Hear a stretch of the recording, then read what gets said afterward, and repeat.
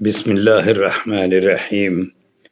راہ ہدایت القرآن، سورۃ الاعراف کے ایک جز کا اردو ترجمہ بزبان ریاض الاسلام خان۔ اے نبی صلی اللہ علیہ وسلم، جب تم ان لوگوں کے سامنے کوئی نشانی یعنی معجزہ پیش نہیں کرتے تو یہ کہتے ہیں کہ تم نے اپنے لیے کوئی نشانی کیوں نہ انتخاب کر لی۔ ان سے کہو میں تو صرف اس وحی کی پیروی کرتا ہوں جو میرے رب نے میری طرف بھیجی ہے۔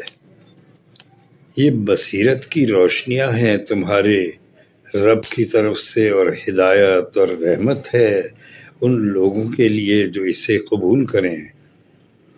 جب قرآن تمہارے سامنے پڑھا جائے تو اسے توجہ سے سنو اور خاموش رہو، شاید کہ تم پر بھی رحمت ہو جائے۔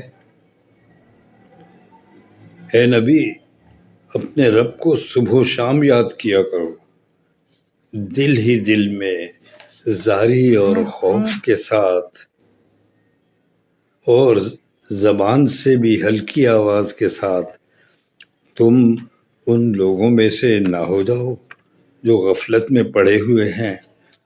جو فرشتے تمہارے رب کے حضور تقرب کا مقام رکھتے ہیں وہ کبھی اپنی بڑائی کے گھمنڈ میں آ کر اس کی عبادت سے منہ نہیں موڑتے اور اس کی تسبیح کرتے ہیں اور اس کے آگے جھکے رہتے ہیں۔